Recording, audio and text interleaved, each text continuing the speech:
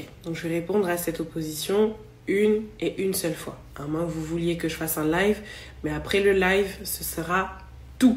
Je ne reviendrai pas sur ce sujet, j'estime que c'est un sujet basique qui divise encore une fois trop l'Église et qui ne devrait pas attirer autant d'attention quand la Bible a réglé cette question et qui nous distrait de l'essentiel. Donc, c'est parti. Je vais m'appuyer sur les deux passages sur lesquels les personnes qui ne croient pas au ministère des femmes s'appuient en général, qui sont 1 Corinthiens, chapitre 14, versets 34-35, et 1 Timothée, chapitre 2, verset 12. Je commence par 1 Corinthiens.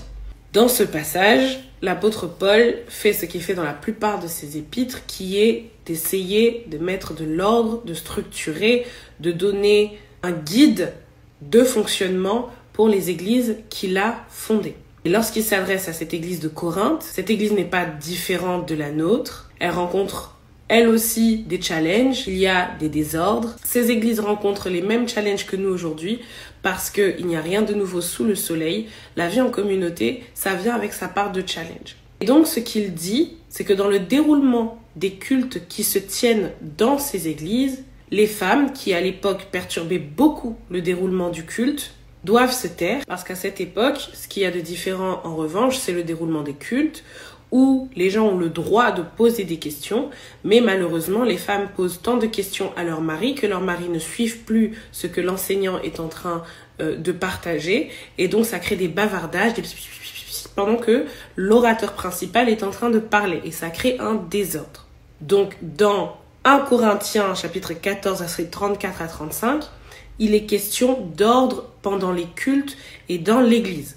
Maintenant, dans 1 Timothée, chapitre 2, verset 12, il est question d'une lettre que l'apôtre Paul adresse à son fils Timothée, son fils dans la foi, Timothée, qu'il a établi comme leader sur l'église d'Éphèse. Et il faut savoir que l'église d'Éphèse, je vous invite à vous renseigner sur le contexte dans lequel Paul arrive lorsqu'il fonde cette église, c'est une église particulière qui est fraîchement sortie de rituels païens où la place de la femme est prépondérante dans le sens où elle joue un rôle de prêtresse dans ces rituels.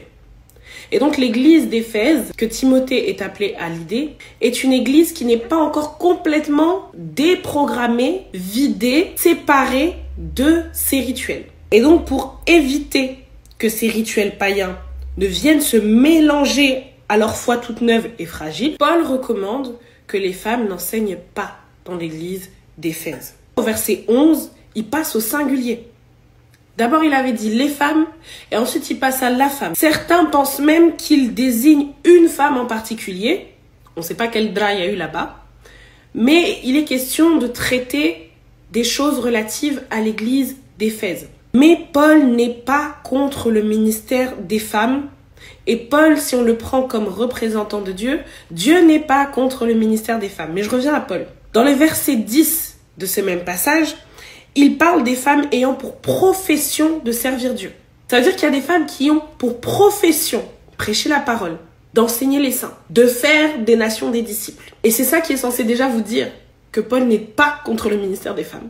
Une femme a bel et bien le droit d'avoir pour profession de servir Dieu en tant que pasteur, évangéliste, prophétesse, docteur de la loi, apôtre, diaconesse, etc., etc. Allons dans 1 Corinthiens chapitre 14, donc le même chapitre, verset 26, où il dit « Que faire donc, frères, lorsque vous vous assemblez, les uns ou les autres? Parmi vous ont-ils un cantique, une instruction, une révélation, une langue, une interprétation, que tout se fasse pour l'édification ?» Quand il dit « Que faire donc, frères », le terme original désigne en fait les deux genres. Il parle des frères et des sœurs. Pareil dans le verset 31 de ce même chapitre, il est question des frères et des sœurs. Romains chapitre 16, verset 1. Paul lui-même recommande une certaine Phoebe en tant que diaconesse. Le rôle des diaconesses est aussi de partager la parole. Je pourrais aussi vous parler des mentions de Priscille ou Prisca, qui est la femme d'Aquilas et qui est mentionnée dans Actes 18, dans Romains 16, verset 3 à 5, dans 2 Timothée chapitre 4, verset 19, et vous remarquerez que lorsqu'elle est mentionnée avant son mari Aquilas. Et c'est pas quelque chose qui est commun ou habituel dans la culture juive et gréco-romaine de l'époque. Donc pour qu'on la mentionne avant, il faut savoir que c'est qu'elle avait une grande importance dans l'église primitive.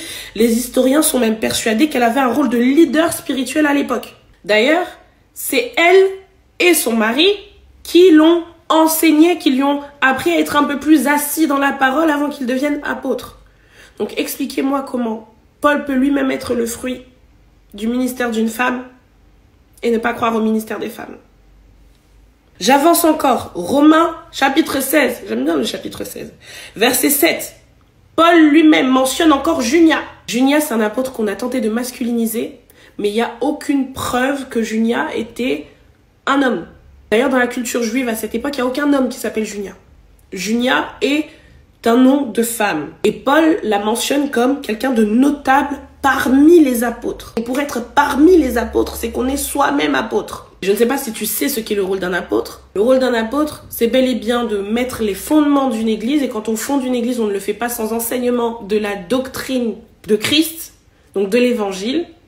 Donc fonder les bases d'une église et d'aller de ville en ville, de contrée en contrée pour bâtir des églises, comme l'apôtre Paul. Donc Junia était une dirigeante influente dans l'église primitive. Dernier passage, il y a une promesse que Dieu lui-même fait. Dans le livre de Joël, chapitre 2, verset 29, il dit 28-29, « Je répandrai mon esprit sur toute chair. Vos fils et vos filles prophétiseront, vos vieillards auront des songes et vos jeunes gens des visions, même sur les serviteurs et sur les servantes, dans ces jours-là, je répandrai mon esprit. » Si tu es chrétien, que tu crois au retour de Jésus-Christ, alors tu sais qu'on est dans les derniers jours, et donc c'est pour ça que le service à Christ dans ces derniers jours dans lesquels nous sommes n'est pas réservé à un genre, il n'est pas réservé à un langage, une culture, un visage. Il est pour tout le monde parce que Dieu l'a dit, il a répandu son esprit sur toute chair. Et on en revient au message de Jean 3,16. Car Dieu a tant aimé le monde qu'il a donné son Fils unique afin que quiconque croit en lui ne périsse pas, mais qu'il ait la vie éternelle. D'où les ministères de femmes comme Catherine Kuhlman, que Dieu a grandement utilisé pour opérer des guérisons, opérer des miracles, parfois même sur des hommes qui eux-mêmes ne croyaient pas au ministère d'une femme, le ministère d'une Joyce Meyer, le ministère d'une pasteur Dorothée Raija, de Sarah Jakes Robert, de Priscilla Shirer, etc., etc. I could go on and on. En tout cas, j'espère que cette vidéo t'aura au moins démontré l'importance d'étudier sa Bible bien plus que de la lire. L'une des tares aujourd'hui, c'est qu'on a trop de chrétiens qui lisent la Bible, mais qui ne l'étudient pas en profondeur et qui n'ont aucune révélation parce que justement, ils passent à côté du contexte historico-culturel des écritures qu'ils lisent.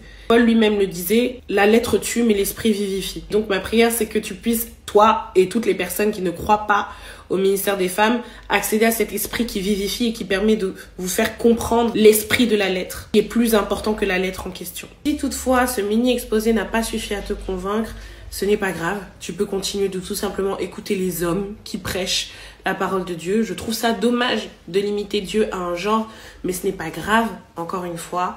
Ne nous divisons pas. J'ai pas fait cette vidéo pour créer la division dans un esprit de querelle ou parce que je voulais prouver, parce que je suis sûre de mon appel. Et même en étant sûre, on peut pas faire l'unanimité. Jésus lui-même n'a pas fait l'unanimité, donc je sais que je ne suis pas appelée à tout le monde. It's okay. Mais je l'ai surtout fait pour les curieux qui veulent vraiment apprendre, qui veulent vraiment savoir et accéder à une nouvelle révélation. Et pour les femmes, les filles de Dieu qui doutent de leur appel parce qu'on les intimide avec ces passages qui sont mal lus, mal compris.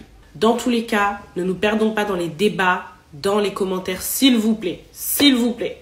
La Bible dit qu'on nous reconnaîtra l'amour qu'on se porte. C'est surtout dans les désaccords qu'il faut savoir rester en paix. Pas de long débat, ça ne sert à rien de se disputer. La Bible dit chercher à être en paix avec tous les hommes. En tout cas, si vous cherchez la querelle avec moi, je ne vais pas vous répondre. Je vais vous laisser en lu. C'est pas ce à quoi Dieu m'appelle.